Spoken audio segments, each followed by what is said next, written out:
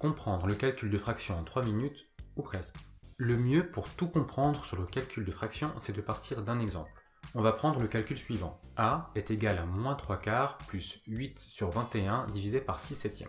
Cet exemple va nous permettre de revoir toutes les règles pour mener à bien les calculs numériques. Il est très important de connaître ces règles et de les mettre en pratique jusqu'à ce que cela devienne un réflexe.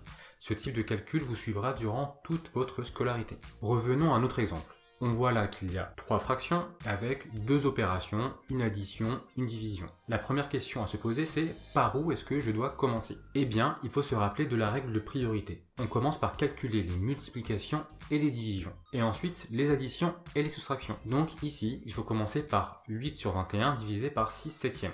Oui, il s'agit bien d'une division entre deux fractions, mais pas de panique, il suffit de se rappeler que diviser par une fraction, ça revient à multiplier par son inverse. Donc pour résumer, 8 sur 21 divisé par 6 septièmes est en fait égal à 8 21e fois 7 sixièmes.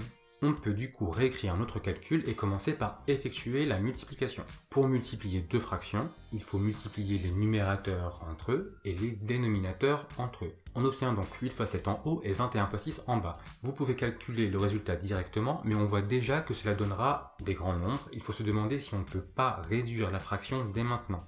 Pour simplifier une fraction, il faut décomposer le numérateur et le dénominateur en facteurs plus petits, puis simplifier en haut et en bas. Ici, ça donne 2 fois 4 fois 7 au numérateur et 3 fois 7 fois 2 fois 3 au numérateur. Les deux s'annulent, les 7 aussi, il reste 4 sur 3 fois 3, c'est-à-dire 4 neuvièmes. Il reste alors à calculer moins 3 quarts plus 4 neuvièmes qui est une addition. Pour cela, on va utiliser la dernière règle. Pour additionner ou soustraire deux fractions, il faut les mettre sur le même dénominateur et additionner ou soustraire les numérateurs. Il faut donc trouver un facteur commun à 4 et à 9, c'est-à-dire un nombre qui est divisible à la fois par 4 et par 9.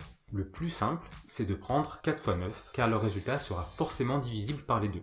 Du coup, dans la première fraction, puisqu'on multiplie le dénominateur par 9, il faut aussi multiplier le numérateur par 9. Et pour la deuxième fraction, il faut multiplier le numérateur et le dénominateur par 4. Cela donne moins 27 et 4 fois 4 qui est égal à 16, le tout sur 36. Enfin, le résultat est donc moins 11 sur 36.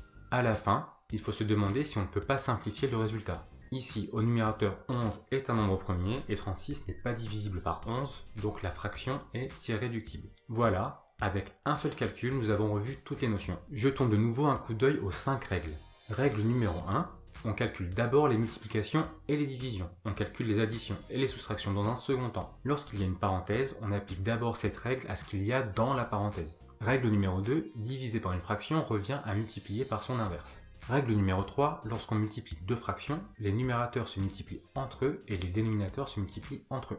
Règle numéro 4, pour simplifier une fraction, il faut diviser le numérateur et le dénominateur par le même nombre, jusqu'à ce qu'on ne puisse plus le faire. Cela revient à décomposer en facteurs plus petits et simplifier. Règle numéro 5, lorsqu'on additionne ou soustrait deux fractions, il faut mettre les deux fractions sur le même dénominateur et effectuer l'addition ou la soustraction des numérateurs.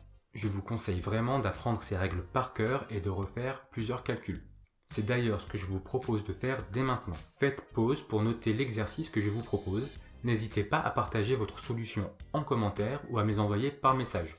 Vous trouverez ma correction et mes explications en cliquant sur le lien qui apparaît sur la vidéo.